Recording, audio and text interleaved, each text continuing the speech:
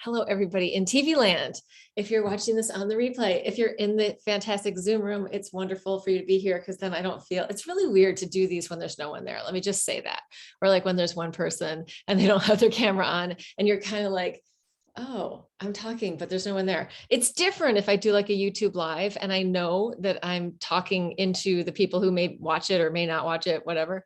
So just so that like, and Lisa was just talking about how amazing it is that we have access to each other through the internet. Like I just heard from somebody in the Philippines this morning who's been following stuff on my YouTube channel and we were talking about depression and how somatics can work if you're feeling depressed or not. Like when we're depressed, when things are down, it's always going to be a different negotiation.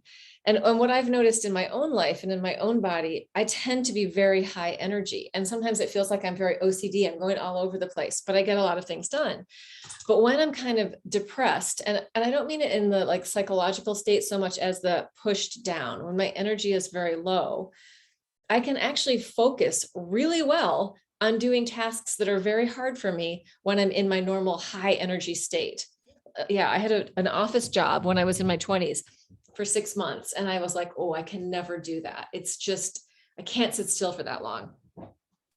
So just thinking about, what our natural energy state is on any given day in any given moment. And that it's something that's fluctuating, that it's something that's flowing, that there are shifts, and it can be very subtle, or it can also be much bigger and more boom, this is what's happening. And we can access different, we're going to use the elements today. So we can access different sort of energy forces to help us deal with different types of embodiment. So for example, if I want to slow down more, I can tune into earth. So let's start there. Let's just come landing into our own bodies. Can you guys hear me all right? I'm normally wearing earbuds, but now I don't have them in. Okay, good. We're going to land in our own bodies, and we're actually going to think of landing in our bones. And so in the work that I usually offer, if it's not specific and structured, if it's a somatic inquiry or somatic exploration, you can take this in any way. You can walk around, you can be laying down, you can be seated, you can move, you can be still, whatever works for you. But let's come into, we're actually going to make a sound. And this breath is from Continuum. It's called the Jacques, and it's like a and so with the idea that vibration, it's so strong that you can start to sense it in your bones. And maybe you can, maybe you can't. But if you can, tune into that. And if you can't, imagine that you can tune into it. Use the wonderful tool that we all have called an imagination. So let's just play with that Jacques breath, tuning into the earth part of our body, which is the most dense parts of our bodies, our bones, our teeth. And if you feel like, oh, I'm really not feeling that vibration, put your hands on. You could also put your fingers in your ears and you're going to feel it a lot more. And playing with the Jacques breath, the zh, when we play with those breaths, we want to keep changing what we're doing. So we're not just going zh, zh, zh, zh, zh. We're going zh, zh, zh. So we're changing it and shifting it. And the idea is that when we keep seeking a novel pattern, a new road, a new pathway, then we find things that we wouldn't find if we just keep the same pattern, right? So a lot of movement, a lot of that we might learn, like if we're doing martial arts, if we're doing yoga, if we're doing ballet, it's specific.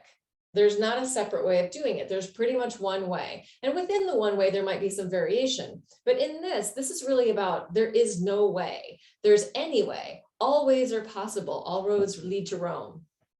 So let's play with that for a few breaths, maybe a couple of minutes. If you get tired with that, just breathe normally and see how it feels in your bones. Feeling your connection to the earth. With our bones, we can slow down. Bones are very structured. They're very, and I want to say that sometimes I think of structure as being sort of linear, but our bones are not linear. They're curvilinear. They're shapely. They're shaped by the water in our body and our development and our movement. So thinking of that really organic bone material, and I'm going to stop talking and we'll go with this for a couple of breaths.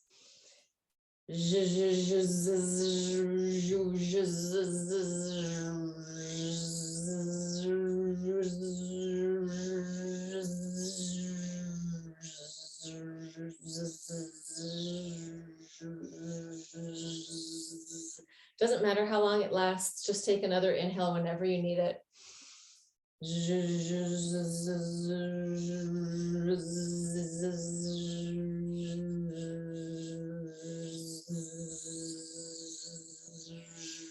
The lower the sound, the sort of deeper you're going to go down into the earth. If you go higher with the sound, you might feel it more in your cranium. So you can play with that also.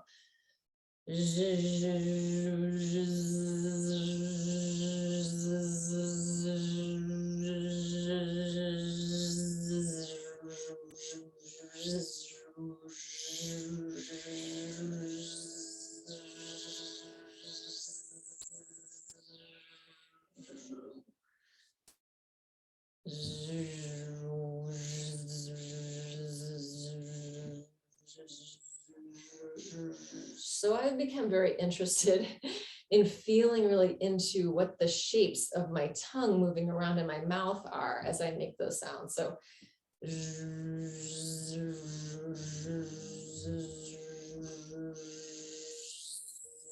and I can also really feel, I have one hand here, I can feel that vibration easily in my clavicle. I can also feel it in this whole upper area of my chest. So let's just stay with that idea of bones and bring our awareness into our feet. So your feet may be on the floor, you may be on your back and your feet may be up in the air. But thinking of the feet as this, generally, when we're vertical, our feet are our prime connection to the ground. So feeling into our feet, and we sort of have these domes, our insteps of our foot, and how that kind of gives us some rebound off of the earth, that it's a diaphragm of a dome in the instep of our foot. So our foot can kind of spread and sink into the earth, or it can kind of dome up and rebound from the earth. So finding all those bones, I think you have like 26 bones in each foot. I'm pretty sure it's 26 bones in your hand, 26 bones in your feet. Feeling into them. And as I'm feeling into my feet, for me, for some reason, my hands are going into it as well. So it could be hands and feet, the small little tiny bones in the tips of your fingers, big chunky talus and calcaneus in your foot, how your leg connects onto your feet, and maybe even feeling those bones of your lower leg, just sensing into that. The earthy nature of the bony structure of your body. And then as we move sort of out away from the bones, we have this stuff called the Peri Fascia. It's the fascia that's connecting to the bones. So thinking into that, which is also fairly dense, like as we move out from that incredible density of our bones, we start to move into the Peri Fascia, which is just a little bit more fluid. So I'm not going to spend all day in our whole body with the bones. We just did that Jacques breath. We did the hands and feet. And now since we're moving to Peri Fascia, I also want to take it into the idea of our bone marrow.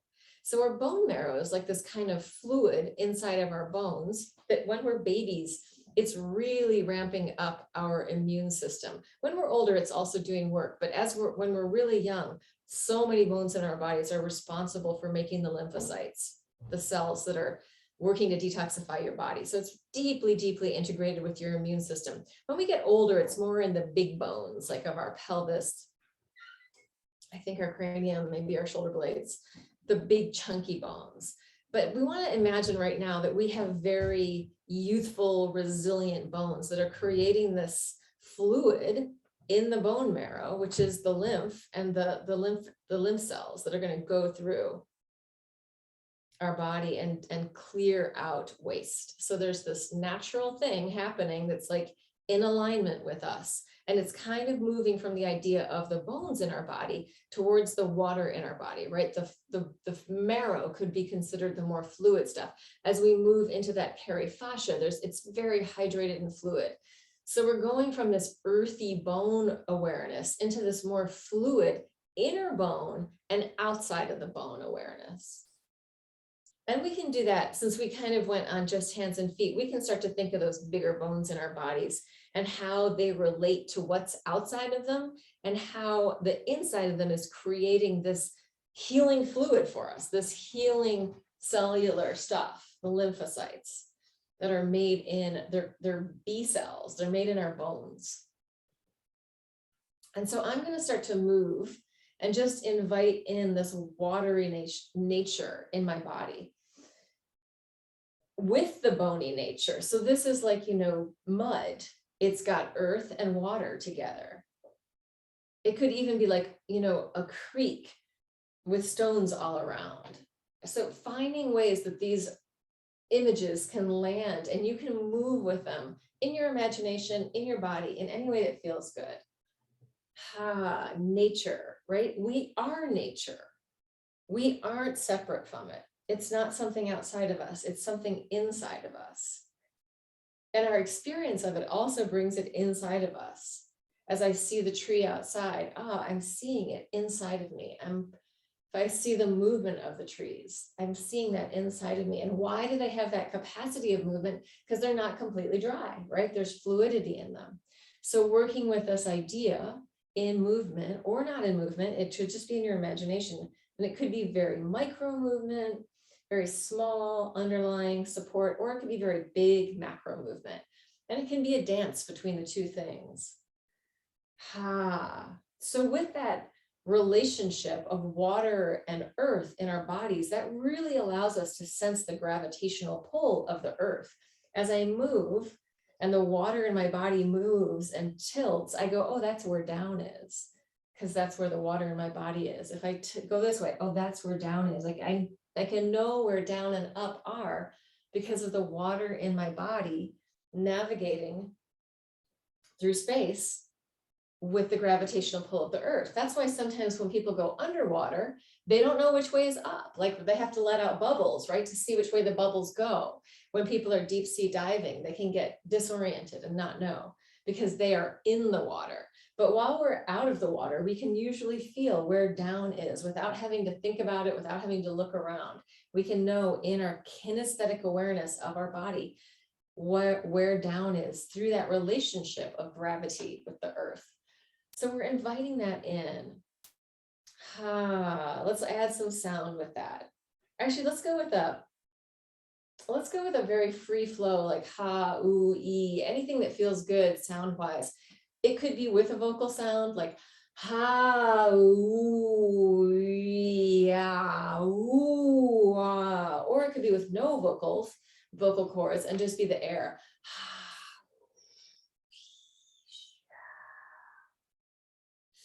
So when we invite sound into our body, we're going to necessarily breathe bigger. So we're going to start to, with this sound, invite in the air quality. I have to have air in my body to let out sound. Giving yourself the chance to move with the sounds. And we're dancing with this place between water and air, which we might think of, it's my favorite, I say it all the time, like champagne bubbles. If you don't drink, maybe seltzer is more exciting for you to think about, or, carbonation. There's bubbles and there's water. And what happens? Those bubbles go up. So feeling into this relationship of air and water. Another way we can think of the relationship of air and water is we can think of like waves and the water, the spume, I think that's what it's called, of like water and air bubbles as waves crash. So thinking of that and inviting, if that feels interesting, the waves and the water, that kind of crashing water is a very free flow capacity. I'm going to get up and move around. So free flow, as opposed to bound flow, free flow is like very childlike. It's very much, the water's just going to do whatever it's going to do. It's going to go where it goes. It's not this controlled, bound adult, I'm going to control rigidly everything that happens. It's not the acting school of Dr. Spock and Captain Kirk.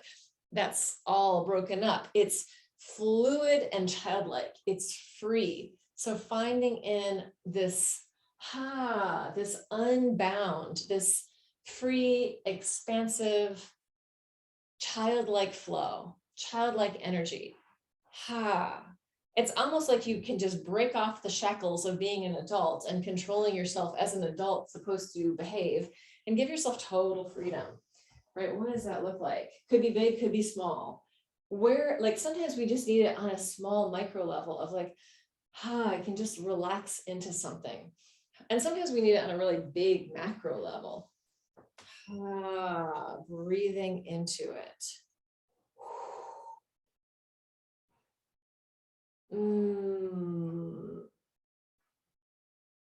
Yeah.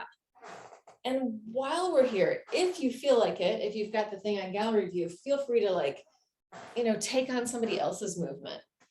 Take on somebody else's, like we are here together. We're not here alone, unless you're watching this in the replay by yourself. But even then, you're still with our energy somehow. Somehow this field of energy is expanding all the way around the world.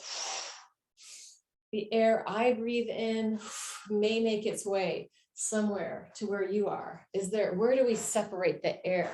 How does the air that I breathe in, this is my air, and now over there, that's your air. Where does that shift?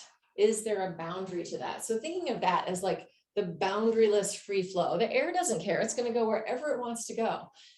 But it's not even where it wants to go. It's just going to go where it is moved. So inviting in that kind of freedom into your body, that it's not even, I'm going to do this or anything like that. It's like, oh, how does the air want to move me? How does the water want to move me? Does it want to go big? Does it want to go small, fast, slow, up, down? What is the most delicious way of moving? And it could be very small and internal. It could be micro movement, or it could be big and huge and expansive, whatever you need.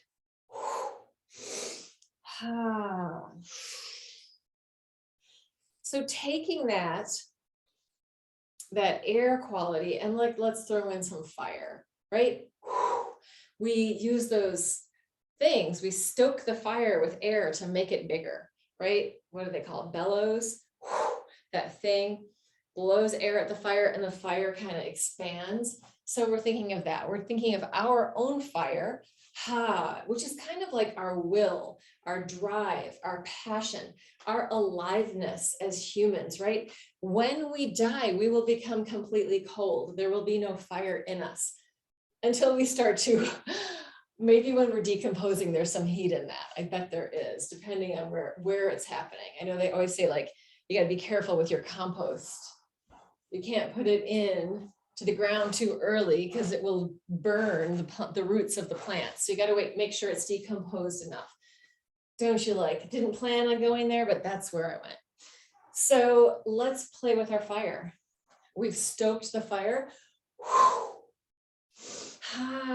If I know a lot of you guys are Mark Walsh people, Mark Walsh would be like, I want this, I don't want this. This is my fire. But that's one fire. That's one fire. There's also fire that's like, Durga fire, or is it Kali Durga fire, like the Ma fire. There's the fire that's going to burn everything, all the stuff that you don't need to deal with. Maybe it's the stuff you do need to deal with. Burn it down. Then there's the fire of the sun, right? We all live with that fire. It keeps us alive. It keeps our whole world alive. So tuning into that. Maybe you want to slow it down. Maybe you want to speed it up. That sun energy, imagining that fire nourishing you, giving you energy. Sometimes if we have been low energy and suddenly we're dosed with all this extra energy, it's too much for us. We become too excited and then we become anxious, right? So sometimes we want to let it all happen slowly. We don't want to rush our way through making these changes in our embodiment, in our way of being in the world. And just being aware, oh, I just set fire to all this stuff. Oops. Or I just washed away all this stuff. So we want to maybe really take it all in with incredible self-compassion, incredible loving kindness. So that we can come into harmony with ourselves and let our lives move in ways that are negotiable for us, right? So it's not like, oh my God, suddenly I have all this energy and I don't know what to do with it. Or I've done so much that now I have no energy. Like where we're starting to learn to work with our nervous system. Like, am I upregulating? Am I downregulating? Or even noticing, in your interactions with people. Often with our romantic partners, they can be incredibly charged. That charge can be fiery. That's part of that passion. So how do we feel, how do we work with that so that we're starting to just notice, oh, when I'm around this person, and it's not like around one person, it's always one thing. There's total multi-dimensional capacities around everyone, but there are probably going to be patterns with different people. When I'm around this person, I get really, when I'm around this person, I get really down.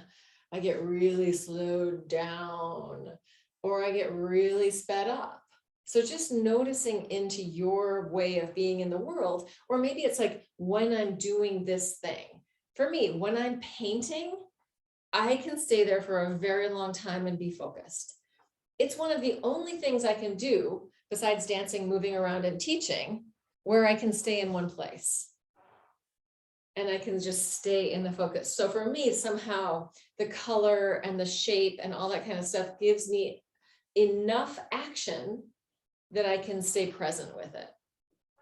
There are very few things, unless I'm actually like a little sick or kind of under the weather, that it's very hard for me to sit still for very long. But if I am feeling under the weather, sick, I can sit down, I can edit this stuff, I can do something online for a while.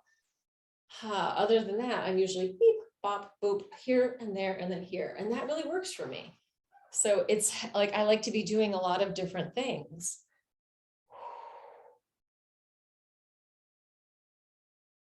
Monologuing to you guys in the interwebs.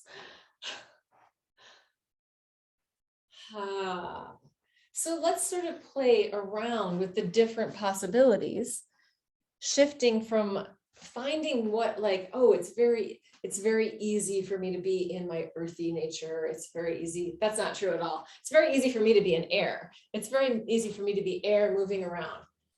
I've really learned through doing all the continuum work how to get into water.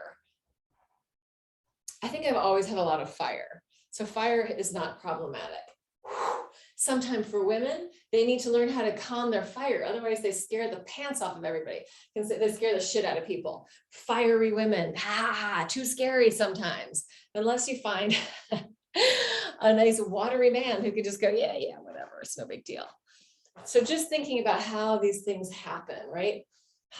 Can you be in your full elemental, whatever it is, and negotiate life in ways that aren't too traumatic? Or do you have to tamp things down? Do you feel like you have to, nope, can't do that right here, this is inappropriate? And sometimes that's the world we live in. But the way that we change it is by just not accepting that and becoming comfortable with ourself in whatever form we're coming out. Because ultimately, we're just mirrors of each other. If I can be really comfortable with myself in any of these places, it really doesn't matter what the rest of the world says, because they'll feel my comfort level with myself and respond to that. It's not like, oh, there's this fiery woman coming at me, I don't know what to do. It's like, oh, there's this person who has this intensity. And maybe for some people, they're going to walk away from that. And maybe some people are going to be drawn into that, right? But it doesn't matter, because I'll be able to see, oh, too much for them. They can handle it. Too much for them. I don't need to. And if I'm really okay with myself, it doesn't matter whether people like it or not. Right? I can just go, oh, I'm not attached. I don't need that person to like me. And I have to say that from my own perspective, there have been teachers that I've had who I've been like, that is the worst teacher I've ever had in my life. 2 years later, same class, same basic instruction. That is the best teacher I've ever had in my life. So when we're in relationship with people, with things, with teachers, sometimes the worst thing becomes the best thing. And sometimes the best thing becomes the worst thing, right? As we're shifting and evolving and growing, we don't always need the same stuff. So listening in, how do I feel about that right now? And it can change from minute to minute. The body is in shifting, adjusting, changing at all times. Ha.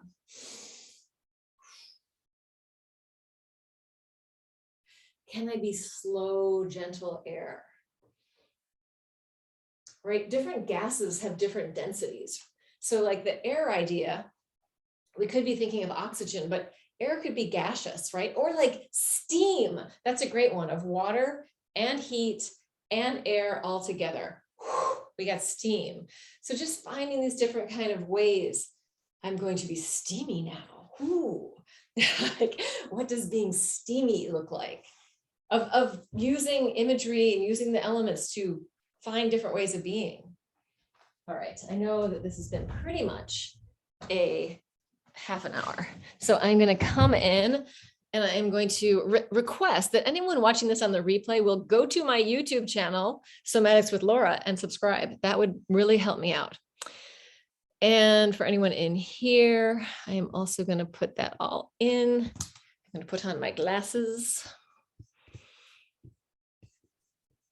And I have Patreon, PayPal, and my website.